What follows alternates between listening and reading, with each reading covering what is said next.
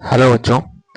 देखिए आज हम लोग क्लास 9th चैप्टर क्वाड्रिलेटरल्स का एक इम्पॉर्टेंट थ्योरम प्रूव करने जा रहे हैं। इस थ्योरम का नाम है मिड पॉइंट थ्योरम। ठीक है, देखिए ये थ्योरम क्या कहता है कि अगर किसी ट्रायंगल के दो साइड के मिड पॉइंट को अगर मिलाएं तो वो जो लाइन सेगमेंट होगा, जो दोनों मिड पॉइंट को मिलाए थे, दोनों साइड के मिड पॉइंट को, वो लाइन सेगमेंट थर्ड साइड के पैरेलल होगा और उसका आधा होगा। ठीक है, देखिए इसका स्टेटमेंट क्या कहता है, हम लोग प्रूव करेंगे मिड पॉइंट थ्योरम। ये क्या कहता है, the line segment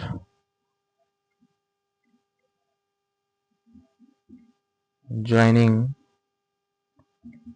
the midpoints of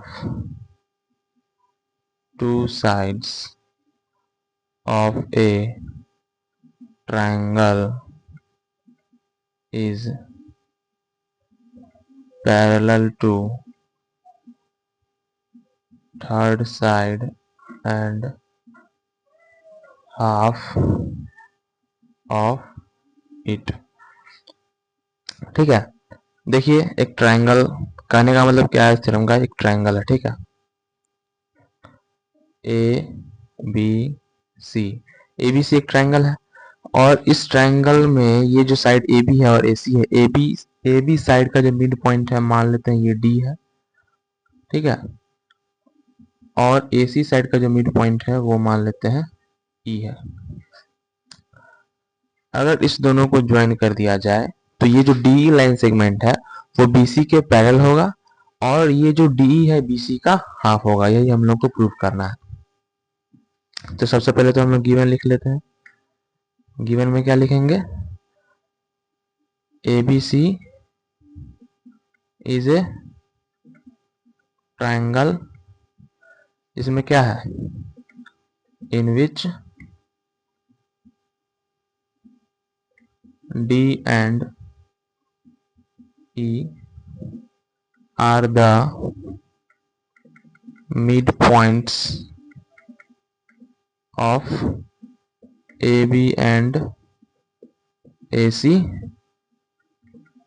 respectively।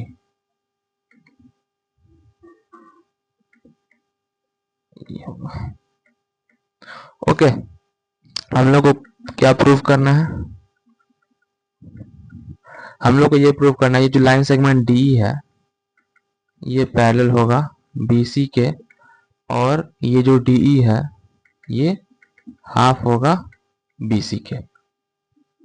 देखिए इसको प्रूव करने के लिए हम लोगों को कुछ कंस्ट्रक्शन भी करना पड़ेगा। क्या करना पड़ेगा, जो DE लाइन सेगमेंट है इसको हम लोगों को आगे बढ़ाना पड़ेगा। डॉटेड लाइन से आगे बढ़ाते हैं।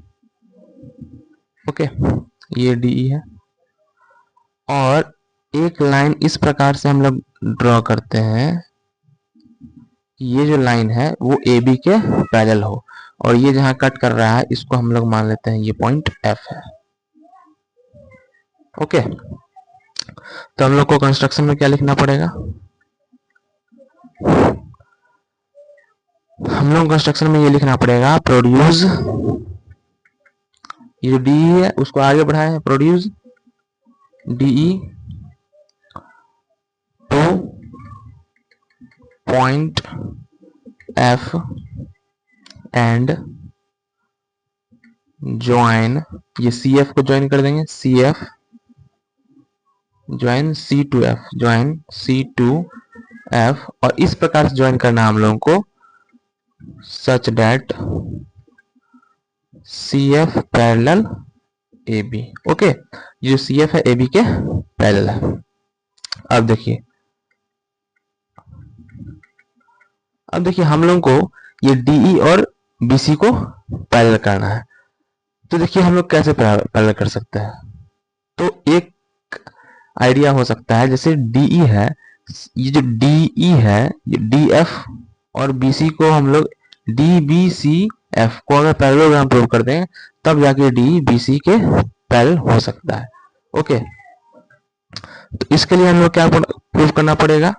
ये B D C F parallel तो हम लोग को दिया ही हुआ है, बी डी बस सी एफ के बराबर हम लोग को प्रूव करना। ओके, तो बराबर कैसे प्रूव करेंगे? देखिए बी डी और ए डी बराबर होगा क्योंकि डी मिड पॉइंट है ए बी का।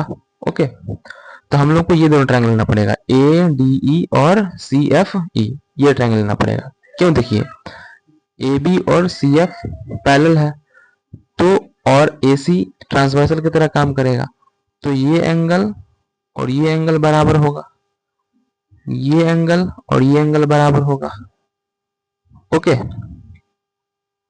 और ये ए ई सी के बराबर होगा क्योंकि ई मिड पॉइंट है। तो इस प्रकार ये ट्रायंगल तो कॉन्ग्रुएंट हो गया। ओके, तो देखिए कैसे करेंगे, लिखेंगे इन triangle A D E and triangle E C F. क्या होगा? देखिए एंगल, ये वाला एंगल क्या है? डी ए ई, और इस एंगल का क्या नाम है? Angle E C F. क्यों बराबर होगा? देखेंगे अल्टरनेट एंगल्स, इंटीरियर एंगल है। उसके बाद देखिए ये साइड ए ई और ई सी बराबर होगा, A E is equal to E C. क्यों बराबर होगा? क्योंकि ई जो है मिड पॉइंट है, since E is the mid point of A C. Okay, और इसके बाद ये एंगल बराबर होगा, इसका एंगल का क्या नाम है? A E D is equal to angle F E C, vertically opposite angle. इस प्रकार ये वर्टिकली अपोजिट एंगल है। और इस प्रकार हम लोग देख सकते हैं कि ये जो ट्रायंगल है ए ई डी किसके बराबर हो गया? सी एफ के, सॉरी कॉन्ग्रुएंट हो गया। तो यहाँ लिखेंगे triangle A E D is congruent to triangle C E F. कौन से रूल से? Angle side angle, angle side angle, angle side angle. अब देखिए ये दोनों ट्रायंगल जो है कॉन्ग्रुएंट प्रूव हो चुका है। तो अब हम लोग क्या कह सकते हैं? A D is equal to C F कह सकते हैं, A D is equal to C F by C P C T. इसको इक्वेशन 1 मान लेते हैं। उसके बाद और क्या कर सकते हैं? D is equal to E F भी कह सकते हैं, D E is equal to E F by C P C T. इसको इक्वेशन 2 मान लेते हैं। ओके, अब देखिए लेकिन ए डी और बी डी तो बराबर था। क्यों? क्योंकि डी मिड पॉइंट है। ठीक है, तो यहां लिखेंगे but A D is equal to D B. ठीक है, यहाँ देखिए ए डी सी एफ के बराबर है और यहाँ ए डी डी बी के बराबर है। तो हम लोग यहां से कह सकते हैं ये जो डी बी है वो सी एफ के, ये जो डी बी है वो सी एफ के बराबर हो जाएगा। यहां तक हम कोई दिक्कत? अब देखिए डी बी सी एफ बराबर हो गया और D B parallel C F था। ओके, डी बी ये जो ए बी है पैरेलल सी एफ था ना, A B parallel C F. तो इस प्रकार हम लोग कह सकते हैं therefore D B C F is a parallelogram. जब पैरेललोग्राम होगा तो क्या होगा बताइए? जब पैरेललोग्राम होगा तो हम लोग इस प्रकार कह सकते हैं कि D F parallel B C. जब D F parallel B C होगा तो डी पैरेलल हम लोग बी सी कह सकते हैं, D E parallel B C. Okay, अब देखिए पहला वाला केस तो प्रूव हो गया, D E parallel B C.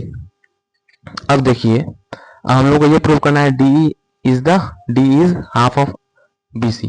ये कैसे होगा? अब देखिए सबसे पहले तो ये D F is equal to B C होगा। क्यों? क्योंकि ये डी बी सी एफ के क्या है? पैरेललोग्राम है। हम लोग जानते हैं कि पैरेललोग्राम का जो अपोजिट साइड होता है वो आपस में क्या होता है? इक्वल होता है।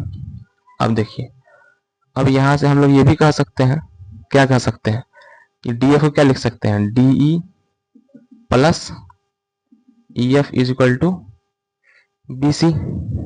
Okay, D plus E F is equal to B C लिख सकते हैं। अब देखिए ये जो ई एफ है इसके जगह पर हम लोग डी लिख सकते हैं, डी की जगह पर ई एफ लिख सकते हैं, या फिर ई एफ की जगह पर डी लिख सकते हैं, तो हम लोग लिख देंगे D is equal to B C. यहाँ रीजन दे सकते हैं कि डी और ई एफ बराबर है। ठीक है, तो यहाँ से क्या हो जाएगा 2DE is equal to B C, या फिर क्या हो जाएगा DE is the half of B C. इस प्रकार ये प्रूव हो गया, और यहाँ पे ये प्रूव हो गया D parallel to B C, और यहाँ से D is half of B C. और इस प्रकार हम लोग इस थ्योरम को प्रूव कर सकते हैं। Okay, thank you.